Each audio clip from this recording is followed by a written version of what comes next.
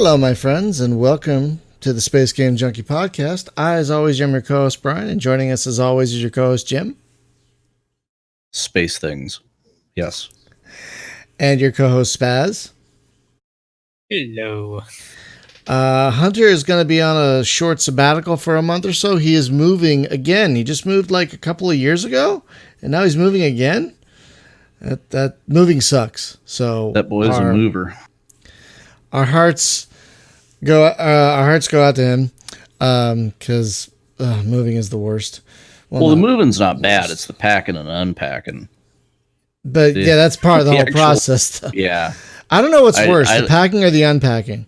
I think the packing. Yeah. Yes. Because my wife has, because like where my job's at, we're going to build a new data center and it's going to be like even further away. And I'm like, okay, that's going to throw like another half hour on. And she's like, we could sell the house. And then I look around and I'm like, no, because I just don't want to pack this stuff. Oh God, you have a lot of stuff. Folks, we have, oh God, I didn't ask how you say your last name. I'm not going to try. We have a guest this week. Do you want to say how you say your last name, Mike? Stankowitz. Yep. That's how I thought it was, but I didn't want to butcher it. That's a great name, but there's a lot you can do with that last name. There's a lot of fun you can have with that last name. Mike is back from MT Worlds. He's back for the second time. We had you on about a year and a half ago. It was kind of late 2017, I think it was October 2017, to talk about Interstellar Transport Company, which just recently came out of early access last week. So you had about a year and a half in early access? Actually almost 2 years. So. Oh wow, okay. Yeah. That's amazing.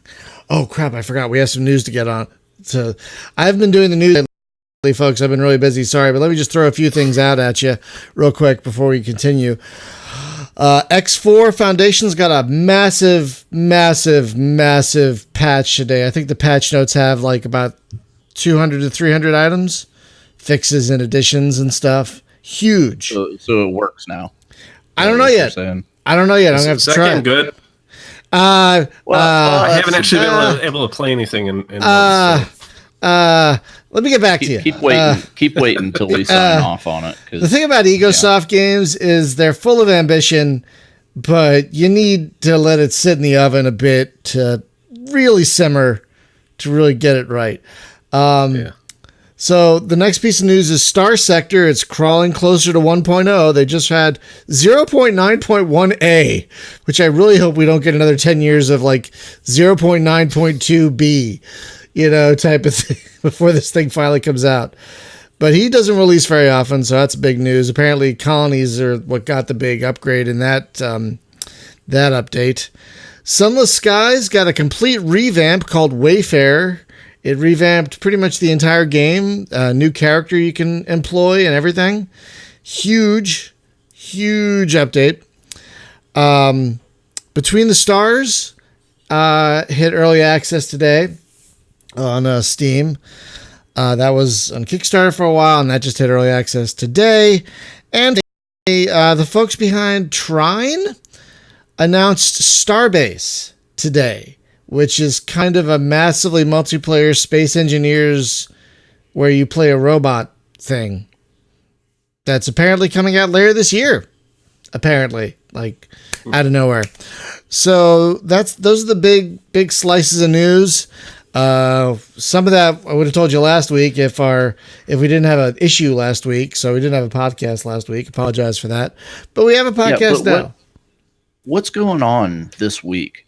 Because there's a ridiculous amount of stuff. Like they just crammed everything into like end of May, beginning of June, right? Like Void Bastards, which I'm super hot for. It's good. That's coming out tomorrow. Yeah. It's like that's going on. Not a game, but Godzilla is coming out on the 31st. Is it? So okay. Yeah. So don't expect me to be around that day. It's a very busy time. I know a lot of games are coming out. I'll either be celebrating or mourning. I don't know which. I know a lot of games are coming out on June 6th for some reason. Like I've seen that date being thrown all over the place for several games. of late.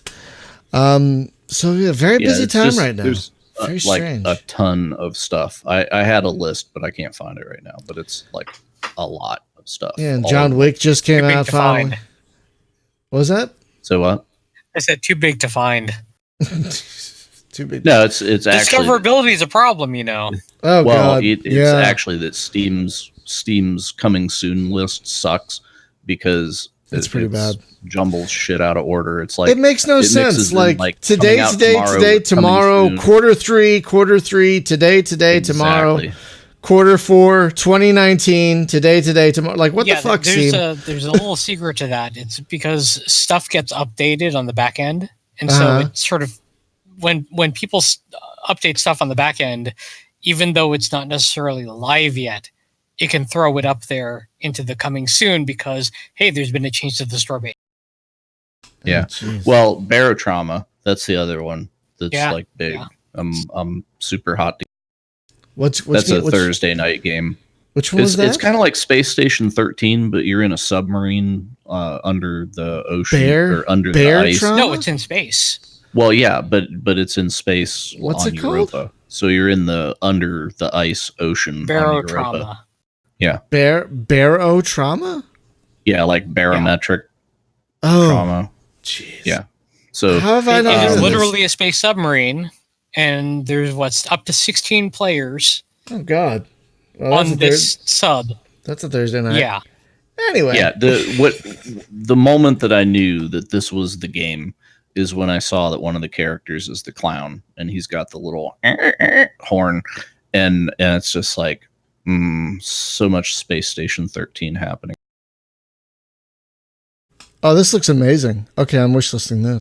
Yeah, and it's like got some weird ragdoll kind of movement thing going on, but I watched like an hour long somebody playing in the alpha that because it's closed alpha right now, but somebody that was playing in that, and they were dealing with remember when you were playing like We Have to Dive Deeper or whatever that was, and it's basically a game very much like that, except stuff is breaking on the ship and then people have to man the guns and like repel aliens. Yeah, we need to go deeper. Stuff. We need to go deeper. Yeah. Which was also very good. Yeah, it's a game in the same vein, but there's also some conspiracy crap in there too, right? Yeah. Because you can have people that have like their job is like you're the saboteur, right? Didn't they tell us not to go to Europa at the end of 2010? Yes, and we've been pretty good about it so far. Well, we shouldn't have gone there then. Anyway, we're here to talk about Interstellar Transport Company primarily. So, folks, if you're not unaware, Interstellar Transport Company is a space-based economic game where I want to describe it simply, but it's hard. Like, it's basically a game of supply and demand, right? That's basically at its core, right? That's how you describe it. Yeah, it's a you basically control a space transportation company trying to supply humanity with everything they need as they reach out for the stars, Right, and you start in one system with one planet and your moon, and then you can just branch out from there. And there's a lot going on in this game, folks, like a lot. Like, it's not only moving stuff, supply and demand, it's doing research to get better ships and better buildings. So, like at the beginning of the game, like maybe no one makes machinery, for example, but when you have a new colony, everyone needs machinery. So, for example, so you want to get on that machinery thing so you can start shipping machinery and make all the money. Yeah, I mean the supplies demands they're constantly shifting. We really pride the game on having that be a strong element in it. So we're really kind of proud of how dynamic it is and how it really is how engaging you have to be. It really is. You look at the starport screen where you could see at a glance the supply and demand for every starport there is, basically. Yep. So you could see easily, these guys need rare materials, and these guys need water and food, and these guys, and so you could make your routes based on that. Yeah, it's almost funny because people go into it and they have the expectation that it's like a regular trading game where stuff's pretty static and doesn't change much. And watching some videos of YouTubers and stuff, it's as they realize that hey, this I add more population here, and all of a sudden they need more food and they need more water, and hey, they have more people. Yeah, they're like, wow, that's different, and like, hey, I kept sending, and all of a sudden they could start supplying stuff. So like, I kept sending people there, and now they need all this food and water, but I'm still sending people. Like, they don't need people anymore. They have too many people now. It's actually kind of fun to watch the little not sliders, but little bar graphs move up and down as you moved goods around the system. Yep. It is a very dynamic game. There must be a ton going on under the hood. I've only been in one system, and how many, I think the game I played had 2 or 3 other companies, and they were already colonized. Like, the Earth government was colonizing planets, and but they already, before I even knew it, they had 2 docking bays there already. It's like, damn. Yeah, we've improved the AI a ton. That's one. That was one of the biggest complaints when we first launched early access, and we really put a lot of effort into that. Yeah, I learned a lot by watching the AI, because when I first started, and I'm embarrassed to say I'm terrible at this game, but folks, I'm terrible at this game. You'll see in the videos that are kind of come out throughout the week, I'm awful at this game, but I try and say clearly in the video, don't hold that against the game, because it's entirely my fault. But yeah, I'm terrible. It's not your fault. I'm not saying it's your game's fault. It's totally my fault. But I started watching the AI and saw what they're doing, because for me it was like, I should have a mix of a ship that could take a little bit of everything, And then I'd watch. That's one way to do it, right? But then I'd watch the AI. It's like, they're taking entirely water in that ship. They're taking entirely passengers in that ship. It's like, maybe I should try that. Yeah, I've seen some people that set up mixed cargo ships and then just reassign them to smaller colonies. It's a really interesting way to do it. So instead of having, one ship that you're going to upgrade that just carries food or something, they actually have a food, water, machinery ship. And then once that colony gets to a certain point, they just shift over to a different, smaller planet. So, yeah, there's a bunch of different ways. Is it a valid strategy? Because you can buy the disposable one-way rockets, right? So, instead of buying a ship that does round trips at the beginning, is it a decent strategy to just say, hey, the moon needs water and a lot of it, so let me just buy, I'll queue up a bunch of rockets and just fling a lot of water at the moon, and I'm not worried about making the return trip with anything. Well, there's a few benefits. I mean, you can beat your competition there by doing that, so you can just get a lot of stuff there really fast. But generally, no, you probably don't want to do that, except in rare situations. Biggest reason is that it requires a lot of micro. You're gonna have to micro what you're sending where. But that's what I'm saying is really early game. If I just want to get a jump and or hey, I need to colonize Mars. Let me fling some people at Mars or something, and then definitely. I can, because if it's a colony thing, you only need to just that initial jolt, right? And then the population will grow on its own if you keep them supplied, or how does that work? If nobody's taking them food and water, do they just die? Yes. Yeah, the colonies literally just die. So there's actually a scenario we put in, because a lot of people like to play it just solo without any AI. You could do that in a custom game if you want, but we actually put a predefined game, a scenario in there. It's called Solely Responsible. We kind of describe it like you're a totalitarian state on Earth. And so you are the corporation and the government all together, and so you have to send. You're the only person in town doing this, so yeah, it's really interesting. You have to colonize, you have to build all the spaceports, you have to do all that stuff. Different way to that sounds kind of amazing cool. and terrifying at the same time. Well, the other thing, like the opposite of playing purely solo without even any competition in the thing, is you actually have multiplayer in here now, which I don't think was there the last time that you were on. It was, but for about the first 6 months of launch, I actually had little bug icons on the multiplayer button because it was so buggy. I didn't really want people to go in there too much. But now it's nearly flawless, and it's great, man. I love playing multiplayer.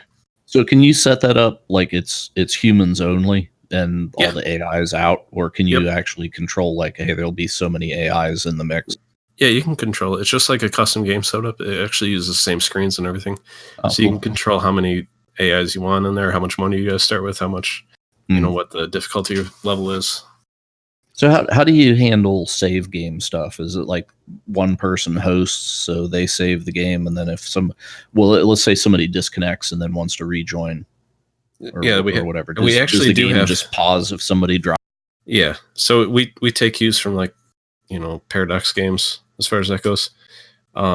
It pauses when somebody stops, but you can keep playing and it actually can hot join in. Nice. And you can rehost save games.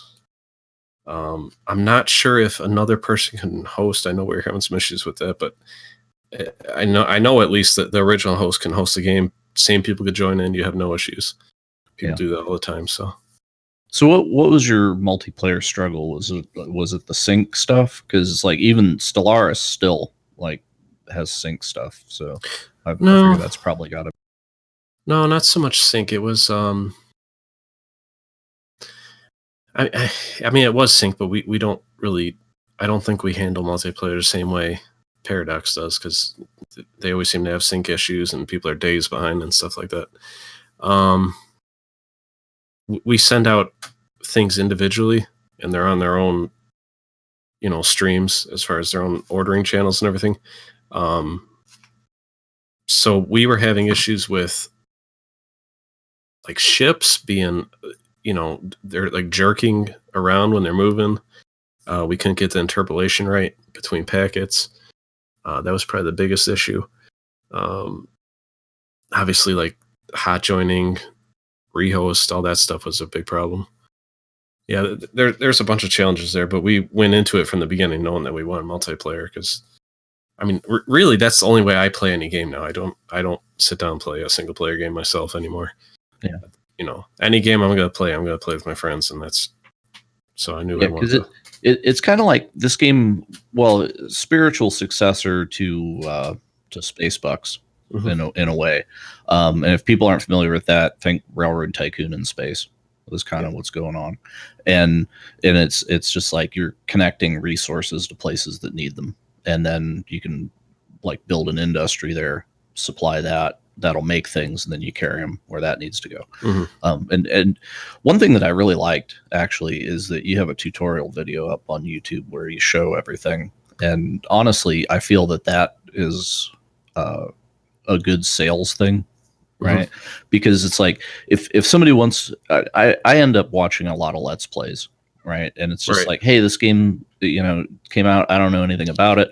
Let me go find somebody that's doing a Let's Play that I can stand and, try to like catch the vibe, like what's going on in this thing. Sure. And for games like this, I end up, like with Nucleum and stuff, which I don't know if has Nucleum looked at this, because he should if he hasn't. I don't even know who that is. Oh, okay. I'll point you his way. Nook. Yeah, Nook. Yeah. Yes. Yeah. Okay.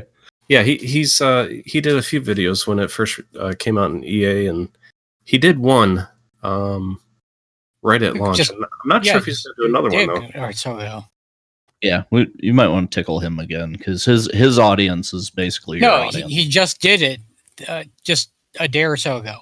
Yeah, okay. Well, he was the first guy out with the video actually. Gotcha. All right. But I don't know that he's going to do another one because I'm not sure. Oh, okay. well, just the exposure at all with Right. him is good. So, Yeah. yeah. So it's I don't know. I think whenever the developer does their own Let's Play, because nobody can show off your product like you can. So I Right. think that's a thing that I would encourage every developer to do. Nudge, wink, developers. Like do your own best Let's Play. Show your stuff off, and then let the public have at it. Because if people are looking at it and they're kind of confused, it's like, well, you know how to play it, right? And also, I would say throw some strategy at them. It's like, hey, you're starting off. You're not really lost. You don't know what's going on yet, but I don't want you to be lost. So here's like the recipe for like the first X number of minutes of the game. If you do this, you'll be off to a good start. Just replicate this, and then there's other ways to do it too that you'll find. But yeah, I don't know if you can hear my cat purring. It's like all up in my mic. Go away, kitty. Yeah, no, that's a good idea. Never really thought about doing a Let's Play video myself, but yeah, I mean the tutorial thing that you did was really good. I can tell, like with the edits and stuff in there, you were probably a couple hours making that thing. Oh man, that was I was up till 4 before launch trying to get that out actually. Yeah, and I've got a similar experience on the one title that I worked on, where it was just like, but that game it was like super confusing because it didn't explain itself. So it was like, if I don't explain this in detail, everybody's dead. Yeah. So, but yours, it's like you've got the tutorial thing in there that kind of guides you through. Like, okay, click on this, click on that, do these things, kind of get you through it, which I like that too, because it's not an oppressive tutorial, because you can just kind of close it and get it out of the way and play the game if you want. Yeah. Good. I'm glad you like that. We've been having a lot of issues with people complaining about the UI, so yeah, it's good to hear some positives for sure. Wait, what? Yeah, it's that doesn't make any sense. The only thing that I would add to it is whenever the tutorial thing tells you, like, go click on this, like maybe if you put a big red arrow pointing at the button, because it's like, oh, okay, that's going to be one of these buttons, and I mouse over them and look at the tooltips and find it, right? I've played a video game before, but I don't know, like some people kind of want a bold call out, so maybe that. But yeah, well, I wanted to ask about the UI anyway, right? Because it's like doing the game in Unity, like I'd said before the show, like I'd screwed around a little bit, and I find UI stuff, like to sketch it in Photoshop, oh, that's easy. To actually get it to show up on the screen right in Unity, oh my God, kill me. So, it's just like, why do the fonts like step on each other? Oh my God. And I've seen that a lot too, like in indie games on Steam, right? Where it's like, wow, your fonts are terrible. And I know why. I know exactly why. But yeah, so yours looks pretty good, actually. It's clean. And it's, it gets the job done, and it's a hell of a lot better than I could do. That's for sure. But it's like you've got an overwhelming amount of information, and right, present it well. And you have a lot of mouse over tooltips that are in there. So it's how difficult or easy is it? Like if people make feature requests, like, boy, I want a big red arrow over this thing or something. How much burden is that to go in there and actually like tweak around your interface elements? It depends on what you're requesting, but I mean, for instance, when you just said, put some big red X's on buttons, that's tricky. It would take obviously days to do that for all the pop-ups that we have, because not only are you trying to position stuff based on where they are, you're trying to position on the screen resolution that they have. So yeah, there's a lot that goes into the UI. I hate UI work, but man, we've really tried to make it better. Yeah, no, well, in a game like this, it's like the game is mostly the UI, right? So it's kind of like I would say the bulk of your dev time, other than like back end economy behavior, has probably been the banging your head against that UI. So, So it's like, yeah, I'm mostly pleased with it, honestly. And it's like, you were saying like you didn't get a lot of negative feedback, and then now that it's kind of launched out, now you're getting comments. So, and it's like, boy, I wish. Right. In early access, we got some, complaints about, you need to improve the UI. UI is not all that good. And we made a lot of visual improvements and, some other things. And we thought it was good because nobody was really saying anything to us. And then all of a sudden we're launching here, and 90% of the complaints we're getting is just the UI. And I think some of that is the complexity of the game and maybe the new player experience. We probably need to watch a few more people get into the game first and watch what they're doing. So that's kind of a lesson for us. Well, yeah, now that it's out, right? Like if it's it's a double-edged sword, right? Because it's like you want to watch other people play your game, but if you watch somebody that just doesn't get it, it's painful, right? So it's kind of like how can I help this person, Yeah. But it's like if they don't get the basics, it's like because I watched some people play this stuff that I worked on, and it was just like, you've played a game before, right? So it's like, click the button, click no, it's right there. Dude, it's agony. Yeah, I think that's where a lot of the complaints are coming from, just because it's such a complicated game, and we probably didn't explain it 100%. And for people that maybe not played a lot of like Transport Tycoon or Railroad Tycoon or something, maybe they don't really understand what they're supposed to be doing.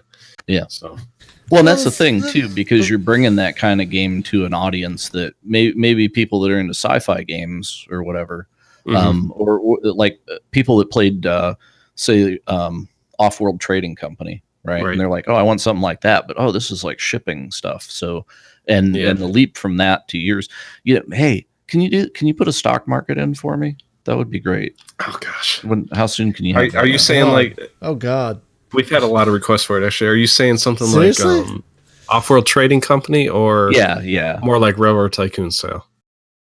Yeah, both. Don't. Best of both. But that was kind of my guess, though. Was like, people were like, "Hey, can we have that stock market?" Because I bet a good chunk of your audience is actually Off-World Trading Company people. That are like, oh, something new that's like. Yeah. See, this is why I don't understand about people who have a problem with the UI. It's because this is for a specific type of gamer. This isn't just for someone who likes science fiction games. This is for someone who also likes deep in the weeds economic simulation. That's what this is. Yeah. And that's what we tell people. I mean, if you want a heavy management, economic game, you'll probably love this. But exactly. But your UI caters to that. And I think very well. You have buttons and tooltips for everything. Like I said, my problem with the game was not the UI. It's like I started seeing all these choices ahead of me, and my brain was like, "Nope, we're not doing this. We're done." So it was just too much for me. But the UI was not the problem. The UI was actually great. I especially love the planet UI. You know how you had these, you could rotate it around. You had these spots where you could build factories and offices and all these random things and research stations and whatnot, and it's like it's a lot. It's a lot, but it's also so well laid out. I think because you have two dozen map overlays or something almost, and not only the great thing is each mode has 3 to 5 sub modes. Here's electronic, or here's machinery, but who supplies it? Who demands it? There are so many ways to get the information you need in this game. Yeah. So okay, it's amazing. Let's go down strategy road, right? Like if you're writing a strategy guide for your game, right? And it's like I've not played this before, but I want somebody to tell me what is the formula here? Like you're trying to find the best buy low sell high and get it there before the computer does, because it's trying to do it too, right? So like if you set out to beat your game, how do you start out? Well, obviously start with the moon. You just got to keep an eye on the demand supply. I'd say don't pay all the attention to the graph. Look down below where it's actually telling you what the price is, what the surplus or deficit is. Because a lot of people focus too much on that supply and demand up top, and that doesn't really tell the whole picture. Because sometimes you have a giant planet that's actually producing enough of something, but the graph doesn't really represent that all that well. So yeah, you really gotta look down below. But yeah, start with the moon, go to Mars, try to get reputation up on most of the places. So keep offices. A lot of people kind of neglect offices, neglect maintenance hangars through the mid game. You got to keep those ships running good, because if you don't keep up on that stuff, all of a sudden you're going to have a huge breakdown with all the ships in the mid game. So you got to make sure you have those maintenance hangars. Yeah. Outside of that, we put in the. Have you played around with the distribution hubs at all? No, I haven't gotten that far. No. Okay, so basically, what we did with the distribution hubs, they're autonomous distribution networks, pretty much. So you build like a hub on where you want to send goods from, a receiving center on where you want to receive goods to. So if you, for instance, set up a hub on Earth, receiving center on the moon, you could usually do that about 10 years into the game. It doesn't take that long to set up like a small distribution hub. You'll just automatically start sending stuff over to the moon, so you don't even have to worry about that anymore. So it helps the game scale up and helps manage the micromanagement, so that you don't have thousands of ships in the late game. So the hub just like hires some hub, local. Well, yeah, they'll literally send transport. Correct. So eventually you'll just send drones. stuff. Oh. Yeah. Okay. So eventually in the late game, instead of having, like I said, thousands of ships going between all the systems, pretty much what you're able to do is set up a distribution hub on the best planet in a system, and then you're just worried about controlling the flow of traffic between the systems, because the drones can never do that. So it helps the game scale up and keeps it interesting without being completely overwhelming with the micromanagement. So can the planets sign up for Interstellar Transport Prime, and that way they get like free 2-day shipping on it? No. But you said drones, and I was just like, well, that's the next evolution, right? I actually have a buddy who works for that program. He just started working there like 4 or 5 months ago for the Amazon drone program. Oh, wow. I didn't know they were still actively doing it. No, I thought they ran into so much municipal static.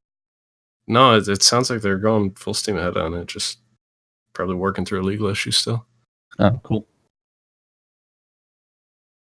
Wait, full steam ahead on what? The Amazon drone delivery stuff. Oh, God. Please, no. Please. Yeah, well, see, that could be like your next game would be like Drone Tycoon. Drone Tycoon. Gosh. Wait a minute. I'll be right back. I have to go trademark something. That's too good.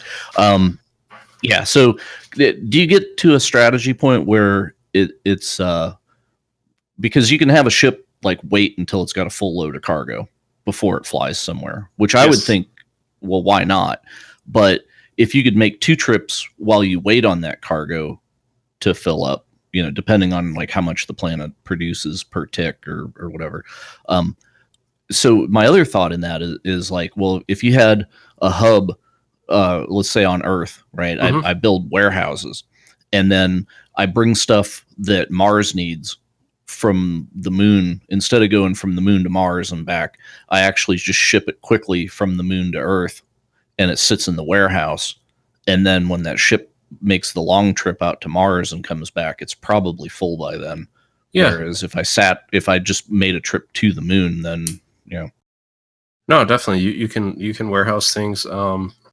There's delivery rules, so when you're dropping stuff off, you can actually set it to what you want to set to is deliver in store. Mm. So that would deliver anything up to the demand limit. So anything that you're going to get paid for would deliver to that, and then it would store the rest in your company hangar. Your company hangar, you're the only one who could take stuff out of there.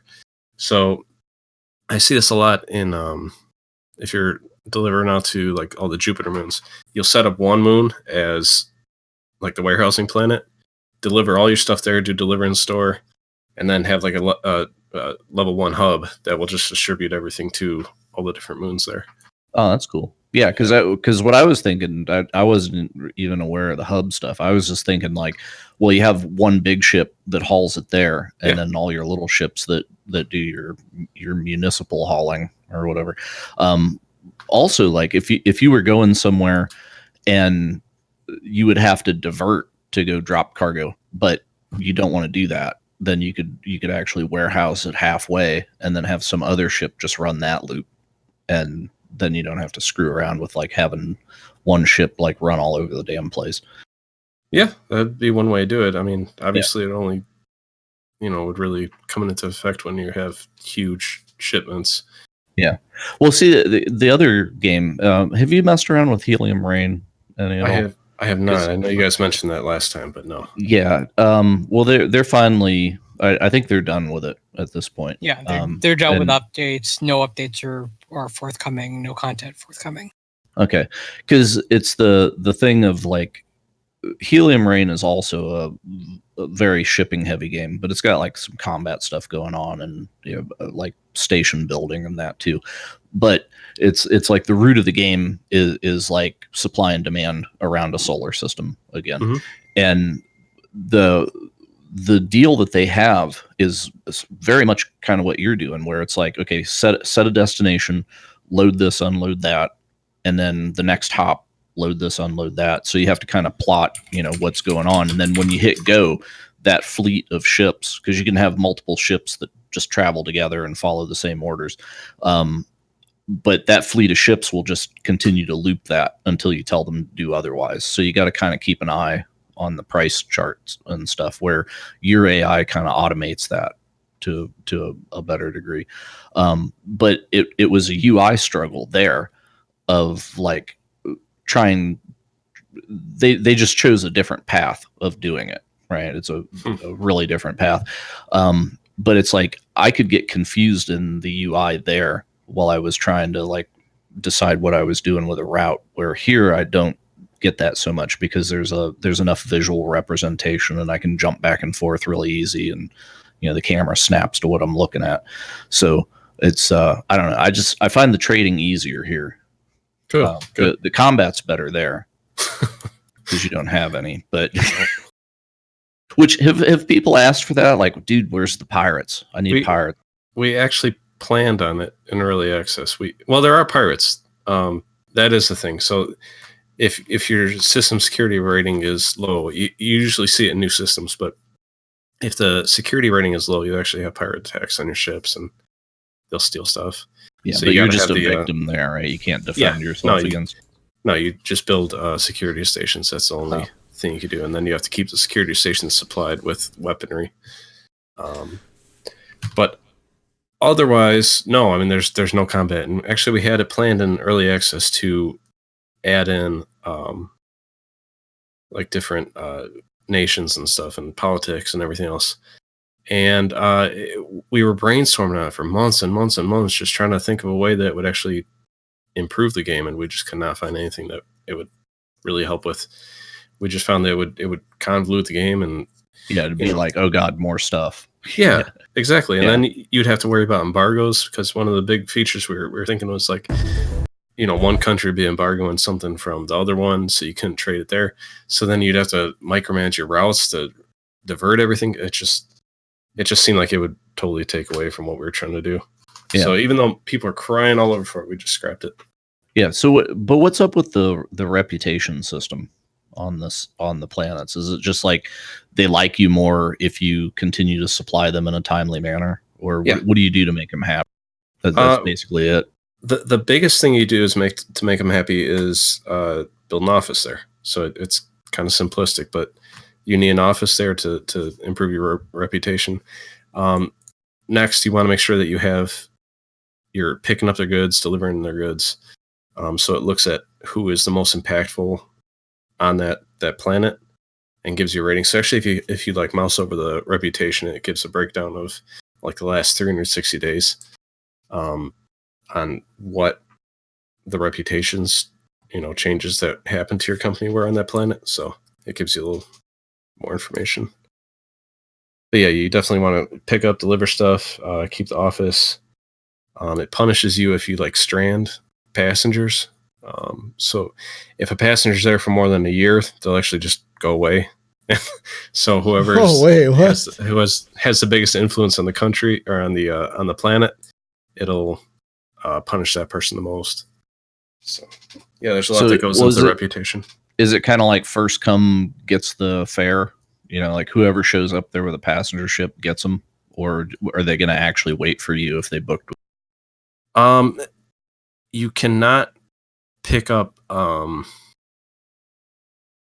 how did we do that with passengers? I honestly don't remember how we did it with passengers. It's one of those two, but I don't remember.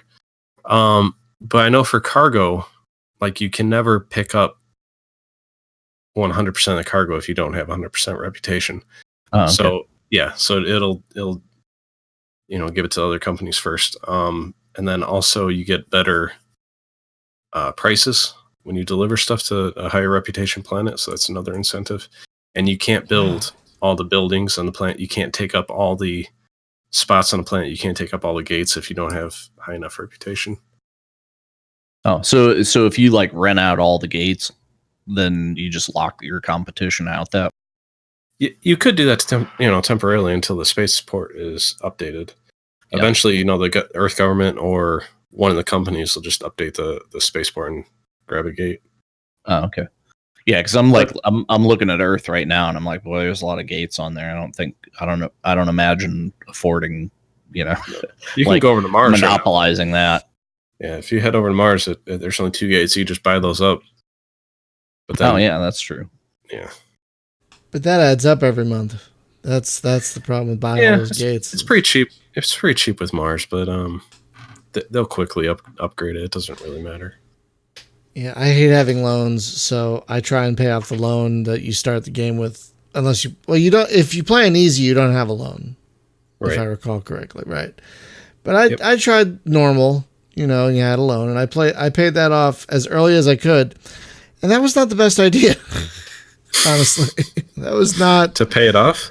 Yeah, because in a month I was like, oh, I'm in the red by the next month. Like, oops. I should have built up a little bit more. Yeah, it's kind of tightrope. You gotta make sure you have enough capital to do everything. And I didn't. One of my problems with games like this is impatience. Like, this is a game where you need patience. You need foresight and you need patience, and those are things I do not have in much supply. To be perfectly honest. But I'm glad you went. I was going to ask about the whole influence thing. That's a fascinating mechanic. So, like, if you have a low influence, you'll be like picked last to get cargo, and like competitors, like if a competitor's ship and your ship get there at the same time, they'll get the cargo first if they have a higher influence. Oh my god! Yeah, but even that, you could get there first and have a ship that could hold all of it, and they'll still withhold some of it from you.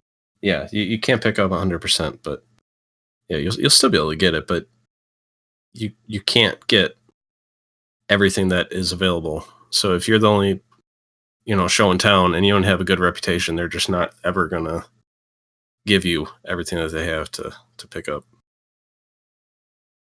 Oh man. And you get reputation by building larger and larger offices. Yeah, offices and like I was saying, making deliveries. Oh, okay. There's so much. So let's talk about the underlying simulation. Like what is it tracking? It's tracking it's tracking supply, it's tracking demand, it's tracking prices, it's tracking reputation. I mean, it really starts with a planet's population and development. So, development might be the most important number in the game. So, wow. a planet needs some max machinery, which is 4,000 on every planet. That's kind of like constant. And then it needs a certain population to reach 100% development. Until it has that, everything that it produces on the planet is not going to be at full capacity. So once it gets to 100% development, and you have enough population, you'll have a lot more output of food, water, everything else. So getting that development is kind of key. But what else? Yeah, the food, water. That's obviously it consumes all that stuff. The consumer goods, same thing. So the raw materials, consumer goods. There's a few different supply chains. So the rare resources get turned into machinery. Machinery gets turned into robotics. Robotics influences how much food, water is produced and stuff. So there's a lot going on. Is there a place to see that production line? Because I saw some ships hauling machinery. And I was like, where? Right. Where are you getting that machinery? I had no idea where they were getting the machinery from. But now that you say that it comes from the rare resources, I'm like, oh, that makes sense. At the beginning of the game, there's machinery factories on Earth, so you just grab the machinery from there. But Earth doesn't have all that much rare resources, so that's kind of one of the early game challenges where you have to move rare resources from the moon to Earth. From the moon, yeah. Yeah, and if you don't keep that stuff flowing, you're not going to be able to create machinery. And if you can't create machinery, you can't really develop any of your planets. So maybe that's what I would ask for then, some kind of visual way to see the production chain, like how that works. That'd be cool. I don't know how easy that would be to add or hard. Probably not easy to add, but like that's a good idea. I've thought about it before, but where would I even? I don't know. Maybe you would put it. Maybe you would put it on like, okay, so each planet has to get up to a certain 100% production. Yeah, I don't remember seeing this. But is there any kind of, I'm going to use a horrible way to describe it, a planet planner where like you can see what they need to get to 100%? Do you know what I mean? Like a tree or something. You know what I mean? To get to. If you hover over development, which is the number we're talking about, it would tell you what it needs. So it would tell you it needs machinery, it needs population. Okay. So, yeah, I mean, pretty much anything you're looking at, you just hover over it, and it should give you. I must have missed that then. Well, yeah, and if that's my fault. If you go to the managed spaceports, then you get a list of all the planets that you have ports on, and it shows the supply and demand curves right there. Yeah. So, well, yeah, I did see that, but like I'm talking about for each individual planet, like what is their biggest need right now? You know what I mean? Like what'll get them to 100% production fastest? You know what I mean? That's what I'm thinking. You know? Yeah. So it's basically like a quick hover over it tooltip. Like here's the hot things going on here. Like they need this. If I mean that'd be a good way to direct players. There is a if you're running low on any cargo, it does pop up a little icon above the planet showing that's low on something. So yeah, is that what that was? I saw those icons and I was like, what is that? And I saw there's also a news ticker on the bottom, but I would miss things and I didn't know how to get back to them. Yep. And please don't think we're being critical. We're just like pointing things out. Of course. So there's it's like the amount of stuff we could add in here is endless. So it's the fact that you got make it better. To hopefully make it better. Yes. So I posted in your green room channel here. I posted the supply chain picture. Oh my gosh. Yeah, so that's Wow. Oh my god. Is that on the web anywhere? Because you should put that somewhere. I've put it on Twitter before, but we don't really have it. You should put it in your Steam community. That is an amazing. That's yeah. There's no. Oh my god, that's amazing. Consumer goods factory makes consumer goods, which can make robotics with a robot can feed into robotics. Machinery also feeds into robotics. Rare resources feeds into machinery, which feeds into robotics. Luxuries feeds into weaponry. That's interesting. Yeah, so you kind of have to balance feeding luxuries to big planets or feeding it to weaponry factories in order to supply your security stations. Oh my god, rare resources also feed into weaponry as well as medicine. No, that's not rare resources. That's what is that? That's food. Food feeds into medicine. Food and genetic material.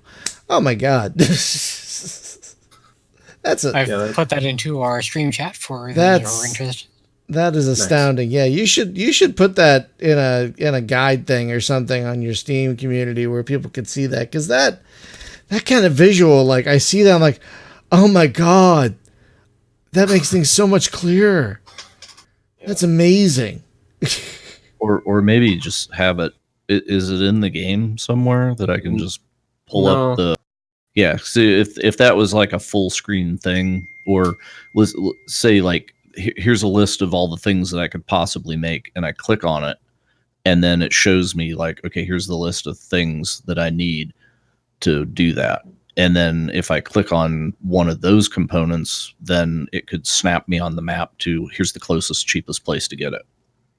See, I feel kind of bad, because if I had actually played more during early access, I might have been able to point this out, but I don't like playing early access games because so much changes and I don't want to burn out before release, that sort of thing. Yep. Well, if I wanted to put a wicked burden on you for it, right? Because you're trying to like allow the player to automate things, like you don't make the player think about what is the best buy low, sell high to take to the next place that I'm going. The ship will automatically shop for that. So I think maybe the next step from that is if you have a planet selected and then you pick a commodity that you want to produce there, then maybe it could have like a supply chain builder thing where it's like, okay, here's a list of the things that you need, right? Like the icons for these wares, and then the actual name of the planets next to it, because the program could say, okay, where do I source these from? But instead of like jumping the player around, it could just give them a note that says, okay, this comes from Mars, that comes from the moon, this thing comes from Venus. You got to go to Pluto to get this, right? Because in your local area, this is where it comes from. And then it's not necessarily the best place to get it, because you could have a further away place that's way cheaper. And if you like think ahead, like, oh, I'm going to bring that from somewhere to here, then, maybe it's better than what the automated route suggester did. But the automated thing is basically like, what's the cheapest best that's right close here? And then it's up to the player to like get better than that. Yeah. But I'm just trying to think of like how you would present that, because you wouldn't want to build the route for them, because they might want multiple ships to supply those things. So you wouldn't want to just take one ship and run it all over hell. So I would give them just a list. It's like, here, if you want to take notes real quick, it's like, you need 5 things to make that. Here's the 5 planets that it comes from. It might be one planet 3 times and 2 other planets or something. And then it gives you an idea like, oh yeah, okay, this is what I got to do. And it's more of a hint than a did it for you kind of thing. Right. But because it's like, I can't think of a way to automate that wouldn't be a pain in the ass and that somebody wouldn't say, no, I don't want it to do that. But if you just present the information like, okay, here's what you need to do. I'm not going to do it for you, but it's like you asked your advisor, like, hey, where can I get all this stuff from? And this is what they came back with, kind of thing. Yeah. I don't know. I mean,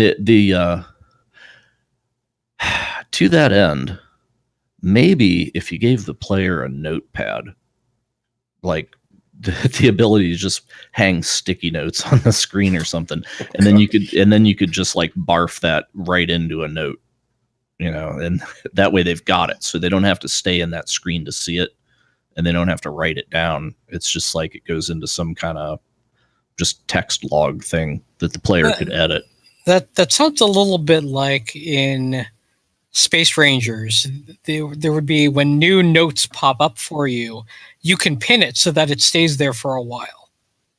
So say for example, you've gone to a planet, you want to figure out the best prices, so you check the trading rumors, and then you can pin whatever comes up for that particular route, and then that'll show up as a little icon in the bottom, and you can just hover over that to pop it back up and look at, okay, this was the best route for this good to this place.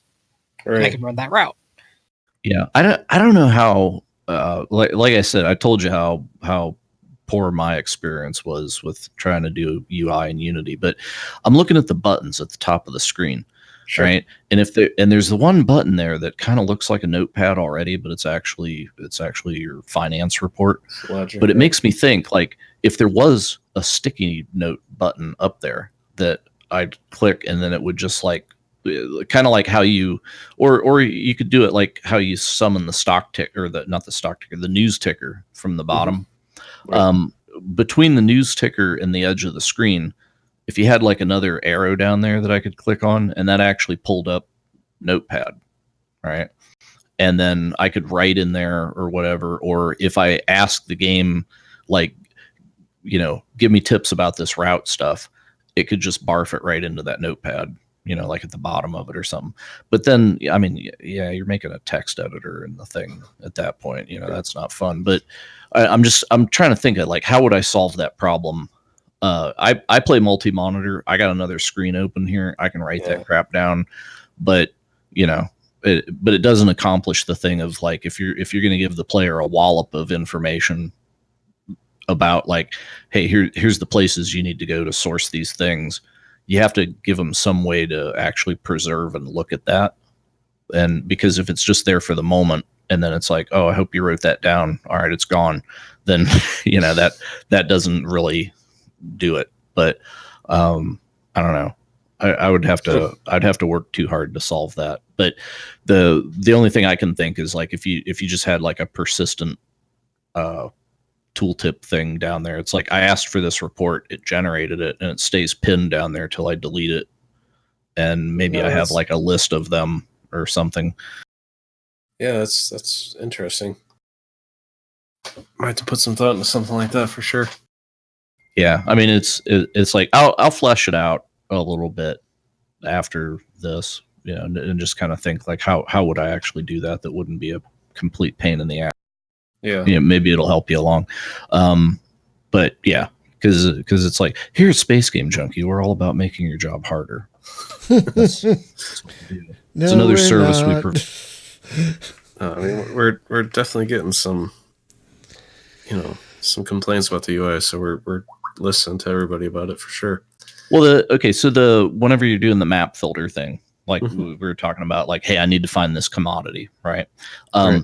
So if I zoom the map out, and then I'm looking at the planets and they're all colored, and then I go over here and say, like, I pick food, right? And then I can click available or availability icon. So then that filters the map so that places where food is less available is red, and more available is like a brighter green, right? So it goes right, green, yellow, red kind of thing. Right. Yeah, I mean, that's pretty intuitive. As far as, like, hey, I want to buy low, sell high, I would assume more availability means cheaper. So, it's like, oh, where can I get this from? Food availability, and look at the green place. Yeah, actually, one thing we're most likely in soon is a basically just like a spreadsheet showing all the plants and the prices for everything and the supply numbers for everything, just so you can sort it, You know? Oh yeah, see that would be cool. Again, Unity UI. Oh God, kill me. But if you want to take that on, dude, cool. That actually, because I was talking about Helium Rain before. That's actually a thing that they did in there. They have like a grid matrix of you pick a screen for basically. I'm looking for this commodity like helium-3, and then it will show every place that has it, every place that demands it, and there's just a grid, and it gets bigger the more because you discover more places in the solar system as you play. So the grid gets bigger as you play. But it's kind of how they chose to present that. But it's a thing of like, well, I can look at a place and see what they're buying and selling there. Like here's all the commodities going on, and then I can look at a particular commodity and see where do I get it from. And it might in their case though, the cheapest place to get it might not have any. So you have to look at on hand supply, not just price. Right. Because it's like, well, I need 1,000 of those. They only got 200, but they're cheap. So do I go to the place where I can just buy 1,000, or do I want to swing by there and get the 200 cheap ones? So in our case, it's not really a trading game. In our case, it's it's just transportation. You don't actually have to buy stuff when you pick it up. So yeah. So let me toss one other idea out at you. It's something that I don't see a lot of devs do, at least not in the last few years. But it's something I did for the game that I worked on, and it's make a Steam guide. You actually write it yourself. You put out the stuff that you want to put in there, like the flow chart that you that I posted up in the stream chat for people watching. That sort of stuff you can put into that and cover a lot of things that you wouldn't necessarily cover in a tutorial. But since you're the one controlling what information you're putting in there, you can make it as big or as small of an info dump as you need. Do people actually read those? Though? Oh God, yes. Oh God, yes. Oh yeah. Oh yeah. Interesting. We love that stuff. Okay. Love it. All right. Love it. Yeah, I actually will probably do that then. Yeah, so since you say about, it's not a trading game where you actually have to buy it and then transport it and sell it kind of thing. So the money that I'm seeing in here, is this actually just like the income per unit of cargo if I take it? And because I guess I've been misinterpreting that all. You're saying the price? Yeah, like if I look at price / supply on a planet screen, so is the price actually like per unit that I deliver somewhere? This is what I'm getting paid for it? Yes. Yep. That's how much if you delivered. So I don't have to pay to load it. Okay. So loading is free and that's pure profit. Yes. Yeah, you're literally just transporting things, so it's not truly trading. It's more logistics. Yes. Yeah, so this is your freight fee per ton Yeah, because for some reason I was thinking like, well, I have to buy this stuff and whatever, and it's okay. I'm better now. Yeah, we've gotten quite a few people thinking the same thing. We've tried to make it clear that it's transportation, not trading. Yeah. Well, I get mixed up with it too because a lot of people call it trading game. And well, yeah, because I was thinking like the supply thing, and supply is cheaper, so I'll go to where there's more of it. But I guess that's not a thing. So that kind of changes the way I'm going to play this then at that point. So yeah, because it's I guess we've all got it ingrained into our brains that like the elite style, right? It's like, hey, I gotta go buy it and then haul it and sell it, and then I'm getting the difference. And it's like, no, that's just so because it's like I've been playing this off and on, a little here and there, and it's like until now that didn't actually click. So it's not that the game doesn't message it, but it's like now that I know it, it's obvious. But I think it's the predisposition of, well, this is how games work. and this one doesn't. So yeah. Yeah, I think I'll have to add that in somewhere. Just as a pop-up, maybe. Yeah. Just that you don't have to pay for goods when you pick them up.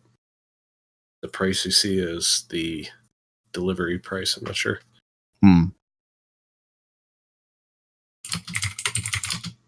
Taking notes as I go here.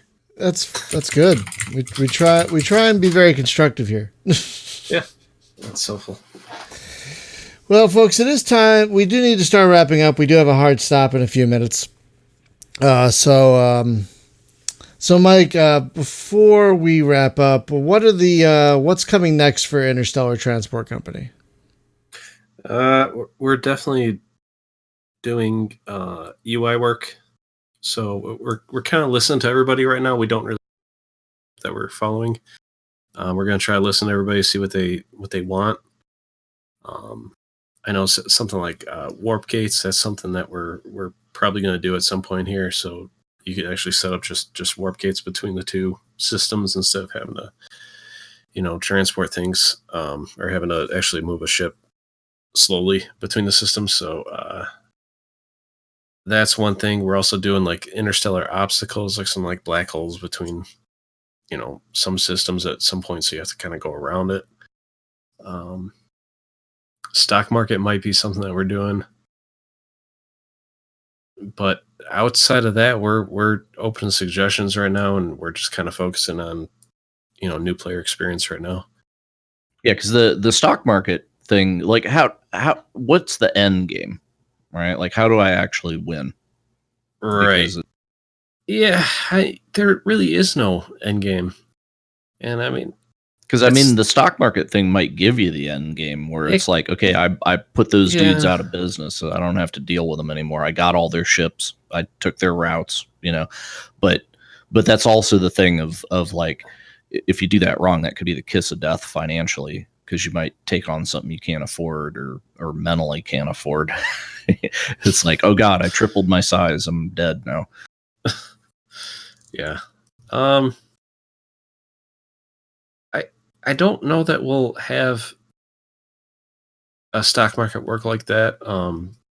Maybe in multiplayer, because some people want an actual goal for some sort of competitive multiplayer. So maybe we'll have it there where you can actually buy out other companies. Mm-hmm. But in single player, we're looking more like. I guess they do that in like Transport Tycoon and stuff, but that, or you could just have like. Say almost like how Civilization has like, well, you can win the wonder victory, right? Mm-hmm. So it's like you could win the achievement victory. So if you say, okay, have this many starports, or have like this many factories, or whatever, these different sub goals, and if you add enough of them up, then you won, right? Yeah. It's like different warp gate network. Yeah, it's like different small achievements are worth a point weight, and if you pick a score, right, it's like, okay, we're going to play to 10,000 points or whatever, and then you race to that, and that way different players could take a different path to get to it, right? It's like, hey, I'm going to go for the research victory or something, I'm going to invent warp drives or whatever, the other people could just try to blow you out economically. Yeah, no, that's interesting. We might do something like that, because we were looking for some way a signal to the players that, hey, this is all the content we have after like 100 years, and that could be a good way to do it. Say, hey, you won, or you came in second or whatnot, and do you want to continue playing? There's not much content, but you can keep going if you want. Yeah, you could have an option to let's just race to a dollar figure. It's like whoever's company is worth, right. 10 megabucks first. But then maybe that's an option, right? Yeah. Like if you want to play that way.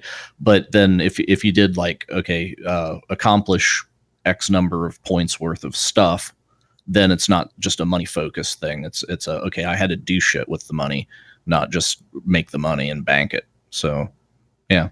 That's pretty good ideas, honestly. Yeah, at least that would at least drive some diverse gameplay.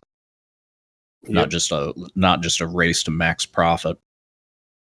Yeah, for sure. Because it's like if you get factories and stuff, can you just buy stuff that'll put you in financial ruin? It's like, oh, I can't pay upkeep on all this crap that it's like I could afford it, but I can't afford to maintain it. No, not necessarily. I mean, as far as industries go and stuff, you're subsidizing them for the most part. So you're not really buying factories. You're not really paying upkeep for them. You're not benefiting that much directly from them. There is a technology in the tech tree that gives you 25% of factories' outputs that you build. But no, the biggest things that could bankrupt you would be, having too many research stations that can add up fast. Distribution hubs. If you build those in the wrong spots, you can really get way too many maintenance costs. Okay. Because that's usually the way that I lose like a 4X game is I'll just bury myself financially. Like it seemed like a good idea at the time, but I overinvested in stuff that I can't pay the upkeep, and oh no, I'm doomed. Yeah. Then you end up selling stuff off. Yep. But anyway, yeah, I'm pleased with it so far. I mean, it's come a hell. Great. When was it? Like a year ago you were here? This is more than that. This has changed radically. Yeah. It's really a special game because there's really nothing else like it. And it takes a special kind of dedication to make something this detailed, I think. Yeah, Brian, do you get the Distant Worlds vibe out of this? Like just watching the ships like jump in and a little bit. And now that I know that there's some automation, even more so. Yes. Yeah. Exactly. So, folks, the game is Interstellar Transport Company. It's in the $20 range, roughly. It's about not AAA. What is it? AA title? What do they call mid-range? Mid-A? I don't even know there's a term for that. But yeah, it's there's a lot of gameplay here, single and multiplayer. So there's a ton of gameplay here. So definitely check it out. It just came out of early access. It is really stable. It is really well put together. It's got a really good UI, and there's a lot going on. But don't let it intimidate you like it intimidated me. There's a lot going on here. Just a couple. It's my fault. Again, my fault, not your fault.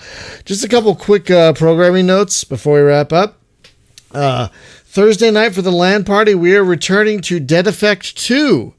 It has some new DLC with a new character, so we're going to be trying that out. If you've never seen Dead Effect 2, it's an amazing zombie game on a spaceship with rifles and bows and psionic powers.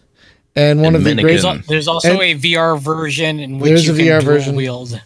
Oh, really? Oh, and you can dual wield a sword and pistol. I haven't done it because I don't have a VR rig, but yeah.